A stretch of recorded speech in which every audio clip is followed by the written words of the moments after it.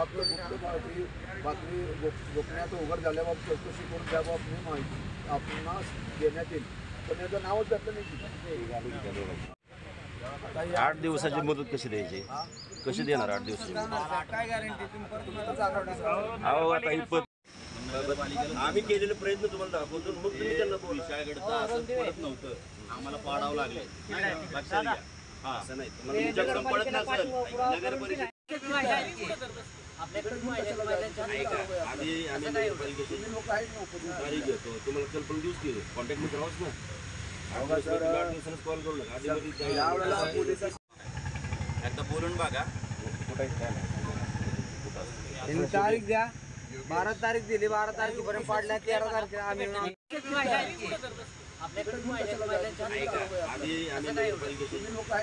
तारीख घेतो, तुम्हाला कल्पना दिवस की कॉन्टॅक्ट मध्ये राहावंच ना.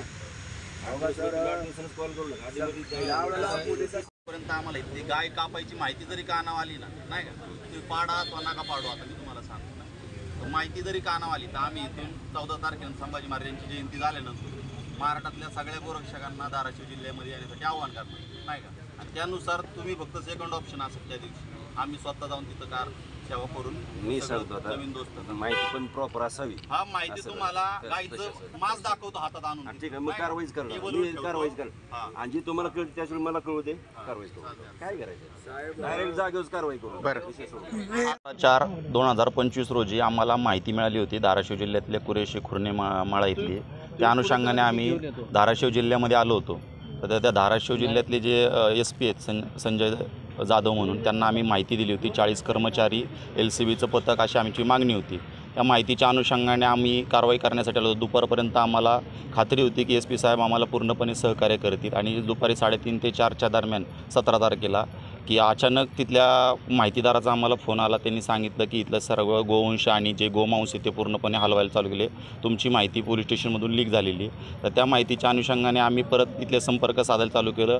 आम्हाला तर पथक LCBचं 40 कर्मचारी तर त्यावेळेस तर त्यांनी दिलेत नाही. इथले स्थानिक PI खांडेकर साहेब आहेत, ते देऊन 8-10 जणं घेऊन तर 5:30 वाजता आम्हाला त्या स्पॉटवर नेण्यात आलं. आणि नेण्यात आलं तिथं सगळं स्वच्छ कत्तलखाने धुवून तिथले सगळं रक्ताचे डाग बीग सगळं, एक गाईचं मांस किंवा शिपूटसुद्धा सापडणार नाही अशी व्यवस्था त्यांनी 1 ते 1.5 तासामध्ये काळ घालून केली. दिनांक 17 तारखेला संध्याकाळी 7 वाजता या ठिकाणी आमरण उपोषणाची आम्ही सोशल मीडियाच्या माध्यमातून हाक दिली होती. दिनांक 17 तारखेपासून 7 वाजल्यापासून आमरण उपोषण चाललं होतं. या आमरण उपोषणाच्या 2 मागण्या होत्या. इथले जे कुरेशी मोहल्ल्यातले जे कत्तलखाने आहेत ते पूर्णपणे जमीनदोस्त करण्यात यावे. आणि दुसरी दुसरी मागणी अशी होती की आमचे प्रथम माहितीदार हे जिल्ह्याचे SP होते संजय जाधव म्हणून. त्या SPंच्या माध्यमातून आम्हाला ज्यांनी ज्या खालच्या कनिष्ठ अधिकाऱ्यांना जे आदेश दिले होते आम्ही या पुण्यात आल्यापासून या कारवाई संदर्भात त्याची चौकशीचा अहवाल पाहिजे. तर आत्ता आम्ही आमरण उपोषण पूर्णपणे सोडले. त्याचं एकमेव कारण म्हणजे इथले DYSP राठोड साहेब त्यांचे संपर्क पुण्यातले एक वरिष्ठ अधिकाऱ्यांचे असल्यामुळे काल माझं त्यांच्याशी बोलणं झालं.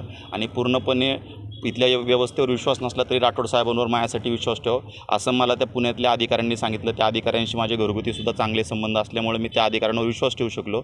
आणि आज या ठिकाणी बसल्यानंतर राठोड साहेबांनी शब्द दिला येत्या 8 ते 10 दिवसामध्ये मी इथले कत्तलखाने जमीनदोस्त करण्यासाठी पूर्णपणे माझ्या ताकदीनिशी प्रयत्न करेन. 8 दिवसात तुम्हाला पॉझिटिव्ह रिस्पॉन्स येईल. आणि त्या अनुषंगाने आज आम्ही इथलं उपोषण स्थगित करतो आहे. आणि पुढच्या महिन्यात जर इथलं आम्हाला जर व्यवस्था आणि इथली शासन व्यवस्था प्रशासन व्यवस्था जर व्यवस्थित वाटली नाही, दिनांक 14 मे संभाजी महाराजांची जयंती झाल्यानंतर आम्ही धाराशिवमध्ये चलो धाराशिव म्हणून चा नारा देऊन संपूर्ण महाराष्ट्रातल्या गोरक्षकांना धाराशिव जिल्ह्यात उतरवण्यासाठी आवाहन करतो.